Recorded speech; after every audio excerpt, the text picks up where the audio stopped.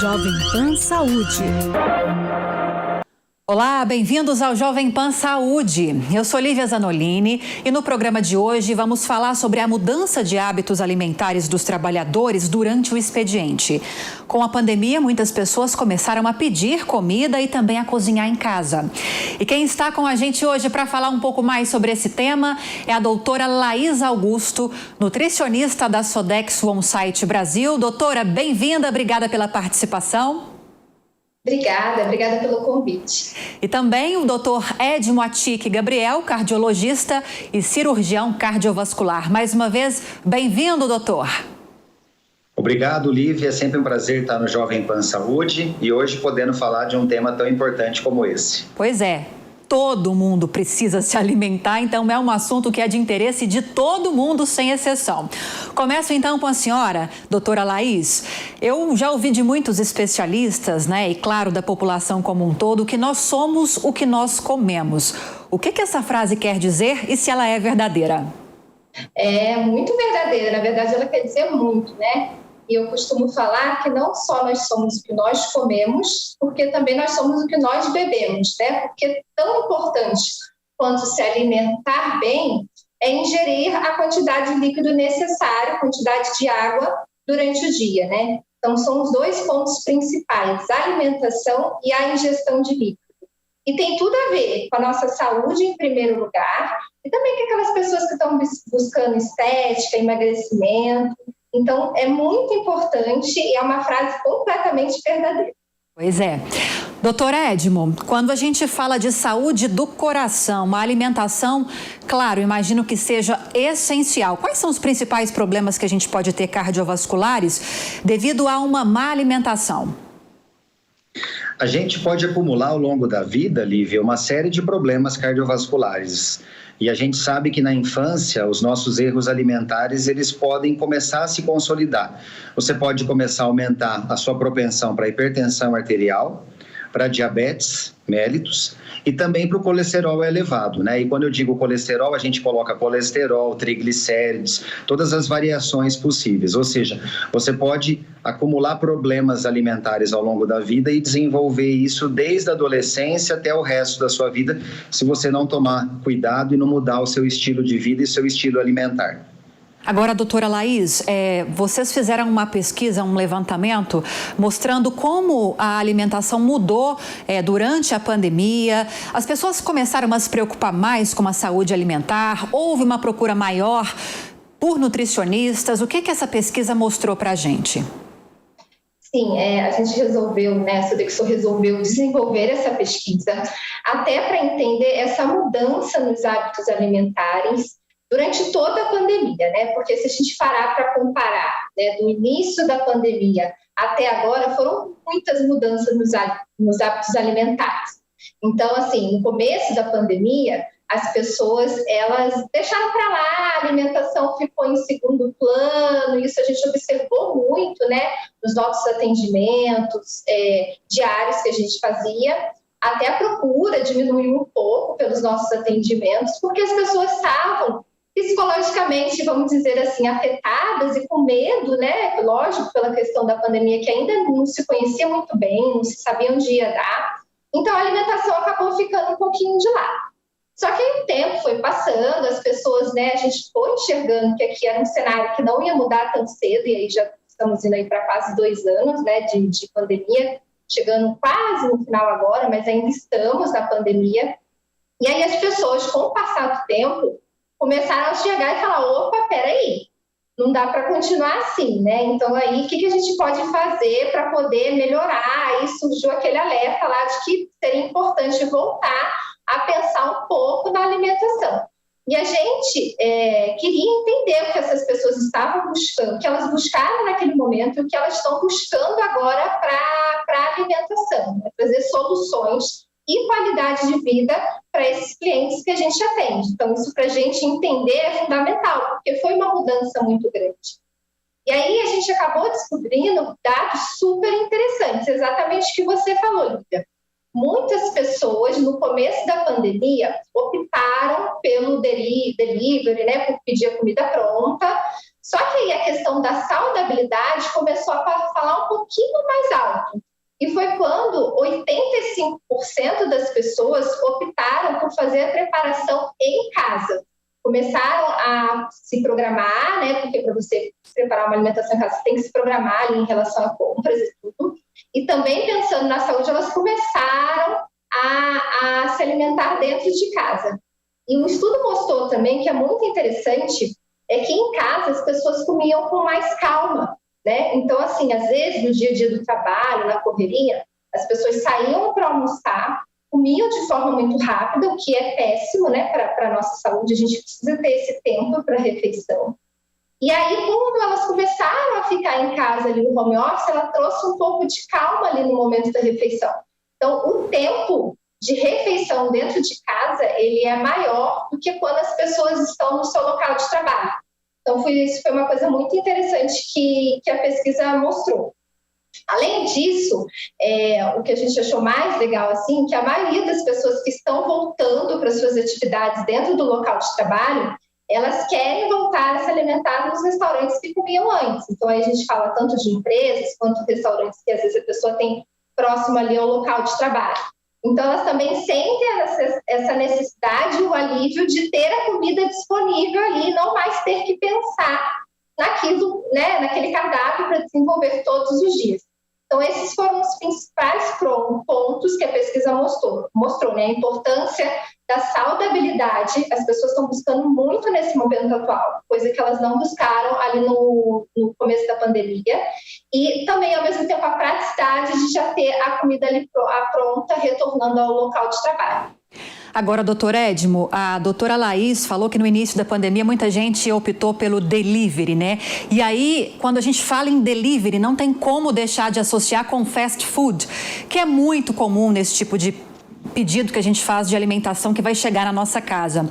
Existem alimentos, além do fast food, que envolve vários tipos de alimentos e de preparação de alimentos, existem alimentos que são proibidos para a saúde do coração ou tudo é uma questão de equilíbrio? Eu sou muito dessa linha moderada, Lívia. Eu acho que tudo é uma questão de equilíbrio, né? É muito difícil uma pessoa conseguir não fazer algum tipo de extravagância. E nesse período da pandemia, como a Laís colocou, as pessoas ficaram mais dentro de casa, um estado de ansiedade natural pela situação toda. E aí o recurso mais adequado para que não houvesse exposição era você solicitar comida por delivery. Claro que as pessoas podem escolher alimentos de melhor qualidade, alimentos mais próximos dos vegetais, dos naturais, frutas, sucos naturais, mas a gente sabe que o delivery muitas vezes ele acaba sendo uma tentação para você comer aquele sanduíche mais calórico, aquele lanche à noite, aquela comida mais condimentada. O ideal é que as pessoas consigam equilibrar. Não é proibitivo que haja uma alimentação mais extravagante em alguns momentos da semana ou do mês. Mas cada um tem que ter uma autocrítica, porque você sabe se você já tem hipertensão, se você já tem colesterol, de repente alguém que já teve um infarto, que já foi submetido a uma cirurgia cardíaca para ponte de safena, ponte de mamária, ou seja, todos esses elementos, eles têm que fazer com que a pessoa tenha uma autocrítica para poder realmente não se expor tanto.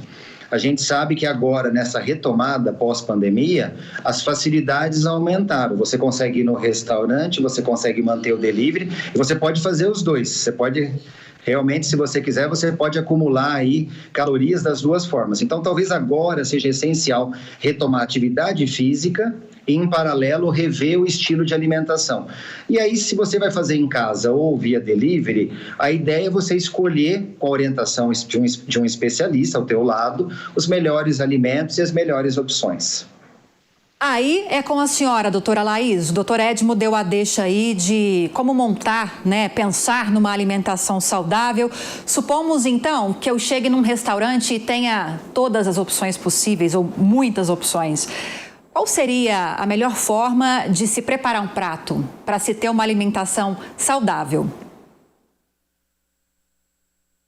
Ótima pergunta, Lívia, muito boa mesmo. Eu costumo brincar com os meus pacientes, né? Eu falo, gente, é igual a gente trabalha com criança mesmo. Então, assim, e todo mundo já deve ter escutado, né? Quanto mais colorido o prato, melhor. Mas é o ideal, né? Então, ali na hora que a gente for pensar em montar o nosso prato, pelo menos 5 cores a gente tem que ter no prato, né? É claro que o que o doutor falou é fundamental. O doutor acabou de citar. Se a gente tem alguma patologia, então se a gente tem algum problema cardíaco, né, um problema de diabetes, hipertensão, gastrite, enfim, o que for, a gente já tem que entender aquilo que a gente tem com a ajuda de um profissional para a gente saber fazer essas escolhas. Mas, de modo geral, né, supondo que aí a gente está falando de uma pessoa saudável, quando a gente chegar no restaurante, aí, quanto mais opções tem, maior é a chance de a gente errar também, né? Então, a gente precisa ter pelo menos aquelas 5 cores ali no prato. Quanto mais colorido o prato, melhor, né? Então, tem que ter sempre uma proteína, seja ela de origem animal ou vegetal, né? Para aquelas pessoas que não consomem carne. E aí, a gente precisa de salada, pelo menos 3 cores. Eu vou pôr uma folha, um legume puro e um legume cozido, por exemplo. Seria uma combinação ideal, né? E ali, pelo menos um carboidrato também no prato, que pode ser um arroz integral, que pode ser uma massa também integral. Eu estou falando integral porque seria o ideal, né? Mas é sempre ter, né, um carboidrato no prato. Lembrando que existem diversos legumes que são considerados carboidratos. Então, às vezes, você pegou uma batata assada, uma batata doce, uma abóbora, você já pode contar como se fosse o carboidrato do seu prato, né? Mas é isso, e é o equilíbrio, igual o doutor falou. Então, se você não tem uma alimentação legal, uma alimentação saudável, chega ali um dia que você está no restaurante e você quer comer uma coisa diferente e você tem saúde, está tranquilo, gente, sem problemas nenhum. Eu costumo falar que mais importante do que a alimentação saudável é a quantidade. Então, se a gente consegue controlar as quantidades das coisas, a gente conseguir o equilíbrio disso, sem problemas. De modo geral, a gente tem que buscar ali diariamente comer bem, né? Comer bem, comer com prazer também, que é importante, né? Uma comida boa e saudável. Mas o equilíbrio, como o doutor falou, vai ser fundamental para a gente conseguir fazer isso por mais tempo, né? Para levar isso para estilo de qualidade de vida mesmo. Doutora, comer bem, comer com prazer e em quanto tempo? Tem gente que come em 5 minutos aquela pratada, tem gente que demora meia hora para se alimentar. Existe um tempo ideal para isso? Não só para o ato de comer em si, mas um tempo, por exemplo, que você, depois que acaba de comer, deve esperar antes de retomar o trabalho, por exemplo? Sim, tem umas dicas bem legais que eu costumo dar sobre o momento ali da refeição, né? Então, primeira coisa, tentar comer longe de telas, celular. Eu sei que está cada vez mais difícil, né, a gente conseguir fazer isso. Mas tentar desligar o celular, a televisão, você tirar aquele momento para você. E eu brinco que é muito importante a gente sentir a textura dos alimentos. Quantas vezes a gente come um prato de comida tão rápido que a gente nem sentiu mastigar o feijão, a gente não sentiu mastigar a carne de tão rápido que a gente comeu, né? Então, eu sempre brinco que a gente tem que mastigar, de forma que a comida vire uma pasta na nossa boca. Se você está mastigando e você ainda sente a comida inteiriça, continua mastigando. Então, aí tem que ter pelo menos uma 40 mastigadas. E falando em tempo, né, o tempo vai quanto tempo eu levo para comer, né, um prato no tamanho normal. Tem que demorar de 15 a 20 minutos só para você acabar a sua refeição, tá? Esse seria um tempo ideal ali, você perder ali a sua refeição. E aí, é lógico, depois de você esperar um pouquinho, a digestão é fundamental. E outra dica que interfere muito é a ingestão de líquido, né? Então, assim, tentar parar de beber a água meia hora antes e voltar a consumir a água meia hora depois de acabar a refeição. Então, essa é uma dica que também ajuda bastante no processo de digestão, no processo de alimentação. Sem falar que quanto mais a gente mastiga, mais saciedade a gente tem ali na hora da alimentação, que, né, ajuda também a controlar a quantidade. Doutor Edmo, na resposta anterior que o senhor me deu, o senhor fez uma relação da ansiedade com a procura por alimentos mais gordurosos, mais saborosos, vamos dizer assim, alimentos mais açucarados, como uma forma de compensar o estresse e a ansiedade. A gente vive num mundo que está quase com uma pandemia de ansiedade e de depressão, mas é claro que a pandemia reforçou esse problema, né? A incerteza em relação à doença reforçou esse problema. Então, eu queria que o senhor explicasse para a gente como lidar com isso, porque na hora que vem a ansiedade, a gente já pensa em procurar um alimento que vai dar um certo prazer para a gente. Como agir nesses momentos? Essa é uma questão muito delicada, Lívia, porque realmente os alimentos mais saborosos, eles têm essa propriedade também, eles aliviam o estresse. Muitos alimentos, eles liberam na nossa circulação sanguínea hormônios de bem-estar. Eu posso citar, por exemplo, como desses hormônios de bem-estar, a serotonina, que é extremamente conhecida de todos nós. É um hormônio que, quando está em alta concentração, nos dá prazer, bem-estar, disposição. Então, se você ingere um alimento que te faz ter essa sensação boa, fica na memória e você vai direto para aquele alimento realmente como uma fuga diante de um estresse. A primeira coisa que eu recomendaria, que é que eu procuro fazer, é não ser radical, não punir a pessoa, não cobrar a pessoa, permitir que essa pessoa tenha o direito de uma vez por semana mudar o seu padrão alimentar, escolher lá algum alimento mais calórico, alguma extravagância e deixar que ela tenha essa sensação e cumpra essa necessidade, para que ela não fique como se fosse realmente um estado de prisão, um estado de restrição. Em segundo lugar, é importante que o médico avalie se essa pessoa tem a necessidade de algum medicamento para compulsão alimentar, porque muitas vezes esse estado de ansiedade ele está intrinsecamente relacionado com o que a gente chama de compulsão alimentar. A pessoa que fica comendo sem parar, o beliscador compulsivo, e para isso existe tratamento também medicamentoso, e que pode ajudar muito a pessoa nesse sentido. Então, acho que essa associação de um equilíbrio, não cobrar a pessoa, não julgar a pessoa, não submeter a pessoa realmente ao estresse de nunca poder comer e, ao mesmo tempo, poder usar, quando necessário, um medicamento, certamente vai aliviar e vai dar uma confiança para que essa pessoa respeite a decisão do profissional de saúde e também colabore, porque, acima de tudo, se a pessoa não aderir, não colaborar, fica muito complicado para você obter sucesso no tratamento. Agora, doutora, ainda com o senhor, o equilíbrio é fundamental, porque sobrepeso e especialmente obesidade são fatores de risco para doenças cardiovasculares. Exatamente. A gente pode colocar o sobrepeso ou a obesidade, Lívia, como algo associado a qualquer tipo de doença maléfica que você possa imaginar. A obesidade também é responsável pela geração de pré-condições que levam a um risco cardiovascular maior. Então, a gente tem que entender que a obesidade não só está estabelecida juntamente com as condições de risco maiores, como infarto, como derrame cerebral, mas também há condições prévias, como hipertensão, próprio colesterol que está aumentando progressivamente, o diabetes, e assim a gente sabe que esse risco cardiovascular da pessoa caminha cada vez mais progressivamente para um patamar mais elevado. Doutora Laís, agora adianta a pessoa se exercitar loucamente e não ter uma alimentação saudável? Tem que ter um equilíbrio nesses dois aspectos? Exatamente. Mais uma vez, a gente falando do equilíbrio, né? Tem que ter o equilíbrio. Mas, assim, a maioria dos casos, geralmente quando a pessoa ela toma a decisão de melhorar a qualidade de vida, ou ela começa pela alimentação, ou ela começa pela atividade física. É sempre um dos dois caminhos, né, que geralmente a pessoa toma. Geralmente o que for mais fácil para ela. Se ela gostar de atividade física, ela vai começar pela atividade física e depois em alimentação e vice-versa, né?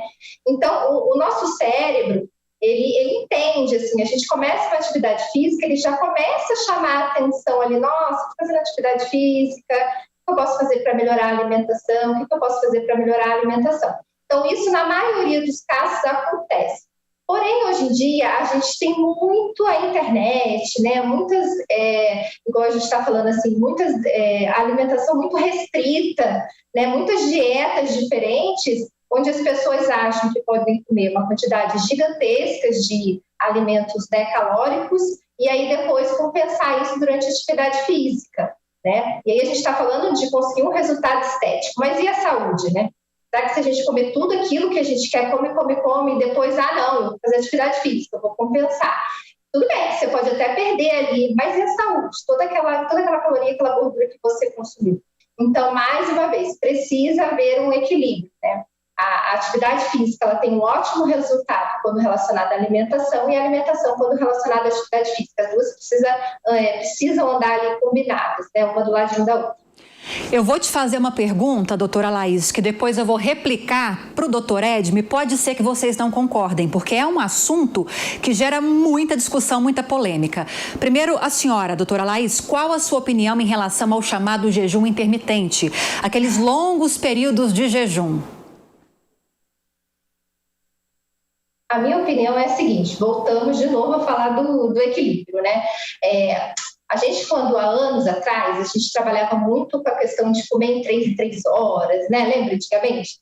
Tem que comer a cada 3 horas, você toma café da manhã 8 horas, 11 horas você já tem que estar comendo, enfim, assim vai. E hoje não, hoje a gente trabalha muito com a necessidade do corpo, né? O autoconhecimento que o paciente tem que ter. Então, eu tomei o meu café da manhã, que é a refeição principal do dia, e é mesmo, o café da manhã influencia ali no resto da fome que você vai ter ali durante o dia. Eu estou com fome, eu preciso comer de novo, né? Então, assim, a gente não trabalha muito mais com essa questão de comer de 3 em 3 horas, salvo os casos de pessoas, igual o doutor deu exemplo, aquela pessoa que belisca muito, belisca o dia inteiro. Então, é importante a gente programar uma alimentação ali mais fracionada, para junto com esse paciente a gente tentar ir suprindo essas necessidades, né? Trabalhando isso com o paciente. Então, em relação ao jejum intermitente, você precisa avaliar, né, o caso de cada paciente, a idade, as patologias. Eu não costumo trabalhar muito com muitas horas de jejum. Então, por exemplo, hoje a gente tem pessoas que param de comer 7 horas da noite e voltam a se alimentar só na hora do almoço, meio-dia. É muito tempo, né? Há muito tempo. O nosso corpo, ele precisa de energia para a gente trabalhar, para a gente pensar e para, né, todas as necessidades internas. Então, cada caso é um caso. É importante avaliar. Mas existem muitas e muitas horas que as pessoas fazem hoje. Isso realmente não é algo que eu aplico no meu dia a dia. Doutor Edmo, sua avaliação em relação a esse tipo de dieta, de comportamento? O jejum intermitente ele tem que ser indicado em situações muito especiais, com muito critério, avaliar as condições de saúde da pessoa, avaliar se existe benefício para essa pessoa. Claro que ele tem muitos pontos positivos, que se você souber selecionar numa população, você pode usar como uma ferramenta interessante. Mas eu acho que o jejum ele também tem que ser ponderado em relação aos sintomas colaterais que essa pessoa vai ter, em relação a se é necessário realmente utilizar para que a pessoa emagreça eventualmente ou se desintoxique. O que eu posso deixar de mensagem é que eu uso o jejum intermitente para alguns pacientes, predominantemente para desintoxicação, muito pontualmente, não durante muito tempo, porque eu sei que os sintomas colaterais podem se acumular. E se o objetivo principal é emagrecer, não adianta você submeter a pessoa a esse estresse orgânico, que não deixa de ser um estresse orgânico, o jejum intermitente. Aí é melhor você balancear a alimentação, mesmo mantendo as 3 refeições principais, associar com atividade física e realmente conhecer cada organismo, individualizar. Mais do que tudo, fazer exames também é muito importante, fazer um check-up para ver se a pessoa tem condições de uma restrição calórica, seja mantendo as 3 refeições ou eventualmente adotando o próprio jejum intermitente. Então, sempre com orientação e acompanhamento médicos, né? Exatamente, eu acho que isso seria prudência, para evitar complicações, evitar problemas. Eu conheço casos de pessoas que realmente tentaram extrapolar e acabaram acumulando uma série de problemas de saúde devido a isso, a sua produtividade intelectual caiu. E eu sempre digo o seguinte, Lívia, dependendo da profissão da pessoa e do dia a dia, você tem que ter uma concentração tão grande, uma cognição tão grande, e como que você vai associar o jejum com isso, né? Um tempo que você perder a concentração, um tempo que você se desligar um pouco, pode ser o suficiente para você realmente cair nessa armadilha e acabar tendo um efeito colateral indesejável. Doutora Laís, e como escapar dessas dietas mirabolantes? A internet está cheia delas e geralmente são pessoas que não procuram um atendimento profissional, um nutricionista e simplesmente se aventuram.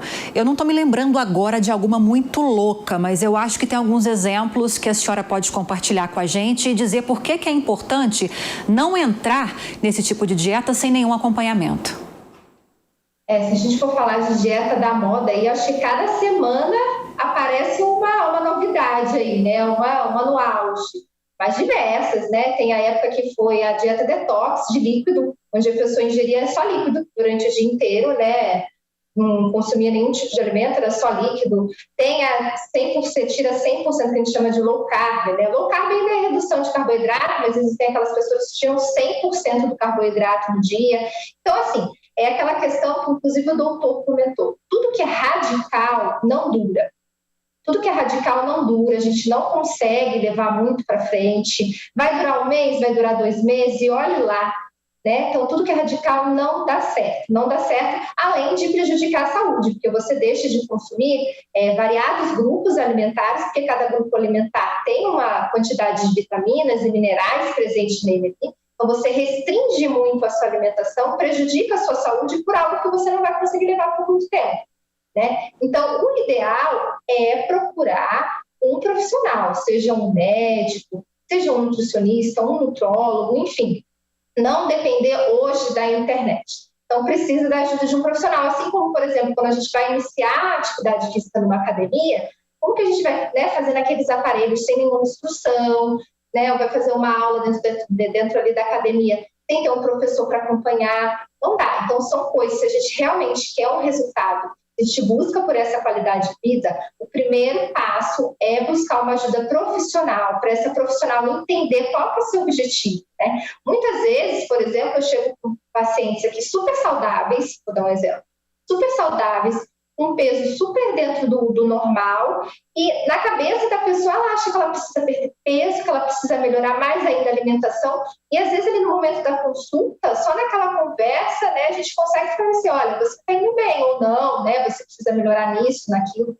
Então, infelizmente, a gente não consegue um outro apoio, digamos assim, que não seja a busca de um profissional para auxiliar nisso, né?